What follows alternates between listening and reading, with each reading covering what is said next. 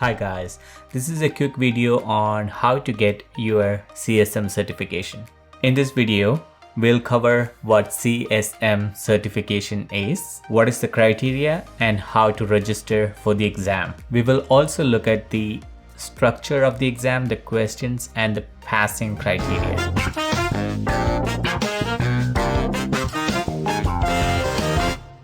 Hey, welcome back.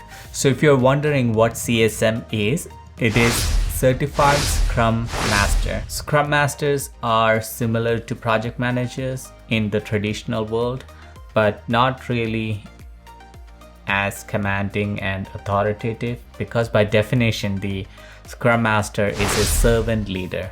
So keep that in mind when you try to attend the exam. The great thing about CSM is you don't have to study or spend hours reading books.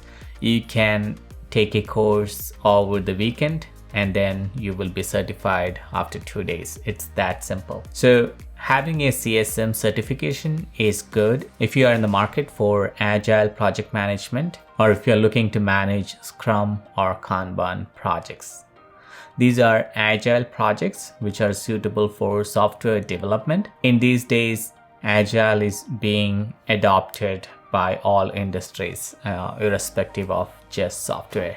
So if you want to get CSM certification, you can get it pretty quickly. Even if you're not a project manager today or not a Scrum Master, I would highly encourage you to still get the certification so you can move into that space. Typically, there is a 2-day training that you need to register to attend in person. And by the end of the second day, you have online exam. You don't have to go to any prometric center. You can be with the other people who attended the training and you can attend or write the exam together. So which is always a good thing. It is really easy compared to any other exams. I can guarantee that if you put in the effort to go and attend the in-person training for CSM, you would definitely pass the exam.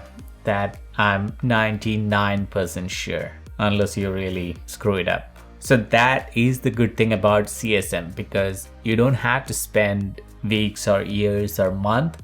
You just have to spend 2 days and voila, you have the certificate. And personally, I have not heard of anyone who failed the exam after attending the in-person training. So now let's see how to register for the exam. So the first step in the CSM certification is to familiarize yourself with the Scrum framework. It's not that hard. You can follow this link that I'm gonna put up here and you can watch Agile in 10 minutes video. It's pretty easy. Once you watch that, you will pretty much have the things that you need to know before attending the in-person training. So basically you register for the in-person training and then you attend in person at that location which you select. Typically you will have a 2-day session, 8 hours each, and the training is provided by a certified Scrum trainer. You will get a comprehensive view of the Agile concept, how to organize and support a Scrum team. And after the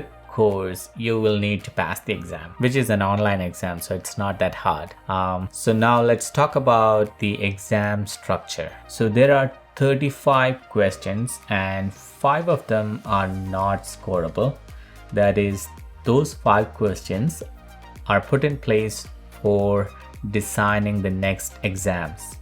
So out of the total 35 questions, only 30 will be measured and you have to score 80% to pass.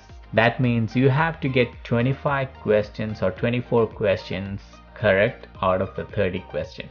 Don't worry about the high 80% scoring, because for some reason if you fail, you still have 2 more attempts within the 90 calendar days after attending the training. Now let's look at the exam structure. The exam is broken down into 4 sections: general, roles, meetings, and artifacts. And most of the questions would be around the roles in Agile. For my test, I see there were 21 questions out of 30 that was with respect to roles.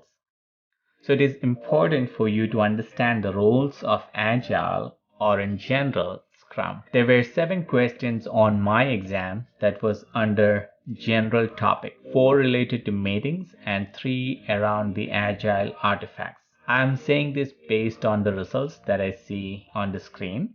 So I'm assuming that that's the way how exam is structured. You can see on the screen that I got 100% on general, 90% on the roles, 75% on the other things. So basically you don't have to score 80% in each section.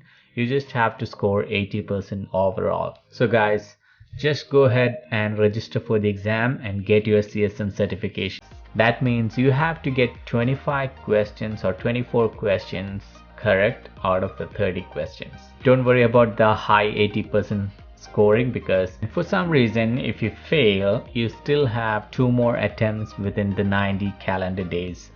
That means you have to get 25 questions or 24 questions correct out of the 30 questions. Don't worry about the high 80% scoring, because for some reason if you fail, you still have 2 more attempts within the 90 calendar days after attending the training. Now let's look at the exam structure. The exam is broken down into 4 sections: general, roles, meetings, and artifacts. And most of the questions would be around the roles in Agile. For my test, I see there were 21 questions out of 30 that was with respect to roles.